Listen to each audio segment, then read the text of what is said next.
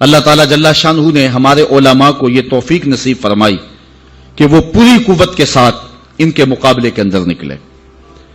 پیر سیدنا مہر علی شاہ رحمت اللہ تعالیٰ آپ حرمین طیبین حاضر ہوئے تو حضور علیہ السلام کی خواب میں زیارت نصیب ہوئی اور آقا کریم نے فرمایا مہر علی تم یہاں آئے ہو، قادیان کا دجال تعویلات فاسدہ کی کینچی سے میری شریعت کو کاٹ رہا ہے.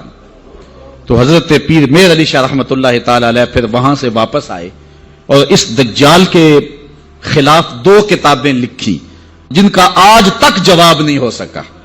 2 کتابیں لکھی، اس سے جواب تو نہ ہو سکا، لیکن پیر مہر علی شاہ کو اس نے چیلنج کر دیا کہ آپ میرے ساتھ مناظرہ کریں، اور خود جگہ مقرر کر دی لاہور کی بادشاہی مسجد، اور خود ہی شرائط مناظرہ طے کر لیں اور کہا کہ آپ کے ہاتھ میں بھی کاغذ قلم ہوگا، میرے ہاتھ میں بھی کاغذ قلم ہوگا، ہم تفسیر لکھیں گے، علماء کی جوری بیٹھے گی، جس کی تفسیر اچھی ہوئی وہ سچا ہوگا.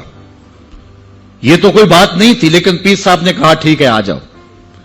پیر صاحب پھر گولڑا سے چلے اور لاہور پہنچے. یہاں ایک اور بات میں بتاتا جاؤں، جب پیر صاحب وہاں سے آئے تو اکیلے نہیں آئے، علاقہ بھر کے علماء کو ساتھ لیا.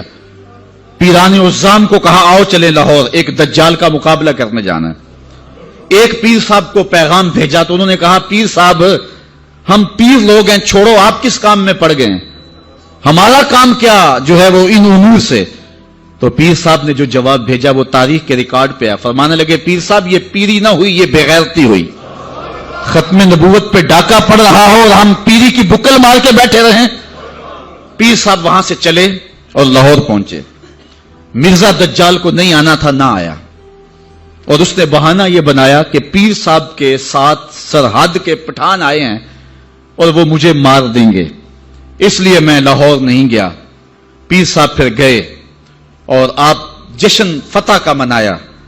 شورش کاشمیری نے لکھا ہے کہ پیر صاحب کے چہرے پہ میں نے جلال دیکھا، اور پیر صاحب فرمانے لگے کہ وہ تو کہتا ہے کہ قلم اور کاغذ لیں گے اور جو ہے وہ لکھیں گے. کہا کہ اگر وہ آ جاتا تو میں کاغذ پہ قلم رکھ دیتا، قلم خود ہی لکھتا. اللہ اکبر یا رسول اللہ.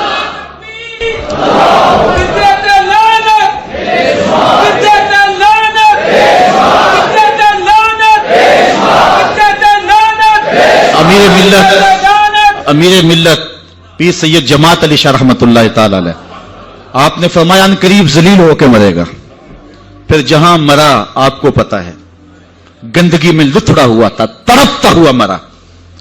اعلی حضرت شیر ربانی میاں شیر محمد شرک پوری فرماتے ہیں میں نے دیکھا ہے، چونکہ صاحب کش بزرگ تھے، کہ قبر میں بھی بھولے کتے کی طرح بھونک رہا ہے اور اس کے منہ سے جھاگ نکل رہی ہے.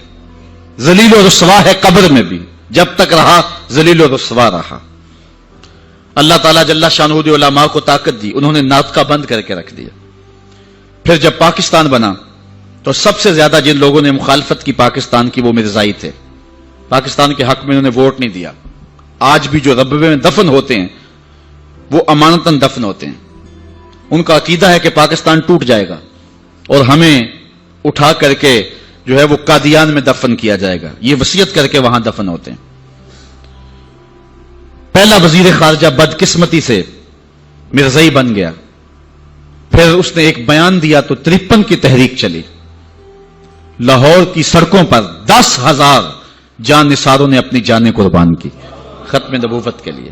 وہ لمحے ہم نہیں بھول سکتے ہیں. تاریخ سے آج بھی حرارت نکل رہی ہے کہ ایک خاتون اپنے بیٹے کو بیانے کے لیے لے جا رہی تھی. ارمانوں سے اس بیوہ نے اپنا بیٹا پالا تھا. آج سیرے لگا کر کے اس کی بارات لے جا رہی تھی کہ جب مال روڈ پہ پہنچی تو تڑ تڑ گولیوں کی آواز آنے لگی. روک کے پوچھا کیا ماجرا ہے؟ کہا ختم نبوت پہ لوگ جانے وار رہے ہیں. اس نے بارات سے معذرت کی، بیٹے کے سر سے سیرا اتارا اور کہا بیٹے میں دودھ معاف نہیں کروں گی اگر حضور کے نام پہ جان نہیں وار دے.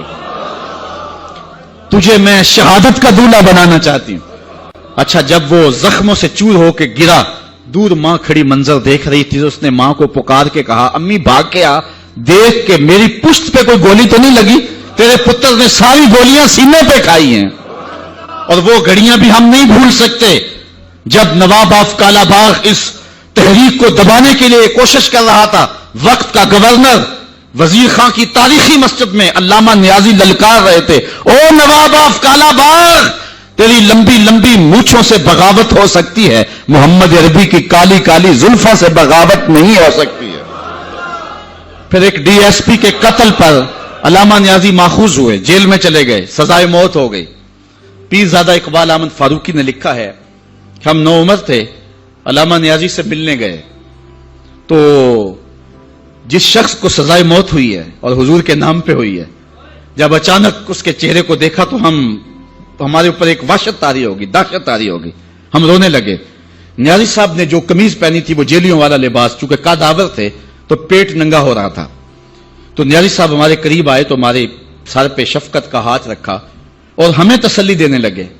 اللہ ہوتا یہ ہے کہ جب کوئی جیل میں پہنچ جائے اور اسے سزا موت ہو جائے تو اس کا خون گھٹ جاتا ہے، لیکن تاریخ کا ریکارڈ ہے کہ علامہ نیازی کا خون بڑھ گیا تھا۔ جس دھج سے کوئی مقتل میں گیا وہ شان سلامت رہتی ہے، اس جان کی کچھ پرواہ ہی نہیں، یہ جان تو آنی جانی ہے۔ تو جب کہتے ہیں ہم لرز گئے تو نیازی صاحب نے ہمارے سر پہ ہاتھ رکھ کے مسکرا کے کہا، او بیٹو، ان کا لباس مجھے پورا نہیں آتا، پھانسی کا پھندا کیسے پورا آئے گا؟ اور پھر زمانے نے دیکھا کہ باعزت اور باوقار علامہ نیازی جو ہیں وہ باہر تشریف لائے، سلسلہ چلتا رہا۔ جب بھٹو کا دور آیا 74 کے اندر نشتر کالج کے کچھ طلبہ مری جا رہے تھے، ربوے سے گزرے تو مرزائی غنڈوں نے ان کو جو ہے وہ سب و شتم کیا اور ذوب و زود کیا، ان کو مارا زخمی کر دیا۔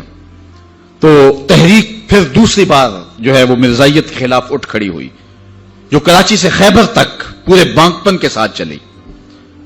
اللہ تعالی رحمت نازل کرے علامہ نورانی کی قبر پہ، انہوں نے علماء کے دستخط کے ساتھ جو ہے وہ اسمبلی کے اندر درخواست جمع کروائی، مرزائیوں کو اقلیت قرار دینے کے لیے قرارداد پیش کی، اور پھر کیا ہوا، 3 مہینے کی مسلسل محنت، علامہ سارا دن اسمبلی کی کاروائی میں رہتے اور راتوں کو دور دراز علاقوں کا سفر کرتے اور جلسے کرتے اور ختم نبوت پر جو ہے وہ لوگوں کو ابھارتے، اور پھر مرزائیوں کو بھی بلایا گیا، صفائی کا موقع دیا گیا۔ پھر ایک وقت آ گیا کہ حکومت مجبور ہو گئی۔ مسٹر بھٹو علامہ نورانی سے کہنے لگے، نورانی صاحب یہ تو مدارس کے دارالافتاء کا مسئلہ ہے جو آپ اسمبلی میں لے آئے، یہ تو علماء کا کام ہے کہ کون کافر ہے اور کون مومن ہے، تو آپ اس کو اسمبلی کے فلور پہ لے آئے ہیں تو اس کو مدارس میں حل کرنا چاہیے تھا۔ تو حضرت علامہ نورانی نے جو جواب دیا وہ بڑا خوبصورت تھا، فرمانے لگے، بھٹو صاحب مجھے ایک بات بتا دیں، آپ منتخب وزیر اعظم ہیں، اگر آپ کے مقابلے میں کوئی کرسی بچھا کے بیٹھ جائے تو آپ اس کے بارے میں کیا رائے رکھتے ہیں؟ تو بھٹو کہنے لگا، یا وہ باغی ہے یا وہ پاگل ہے۔ تو کہا، بھٹو صاحب وزارت کی کرسی چھوٹی ہے، ختم نبوت کی کرسی بڑی ہے، اب جو کہتا ہے میں نبی ہوں ماننا پڑے گا، یا پاگل ہے یا باغی ہے۔ پھر وہ وقت آیا، 7 ستمبر کی شام تھی کہ اسمبلی کے فلور پر جدھر دیکھتے تھے نعرہ رسالت اور نعرہ توحید اور ختم نبوت زندہ باد کے نعرے ہی گونج رہے تھے۔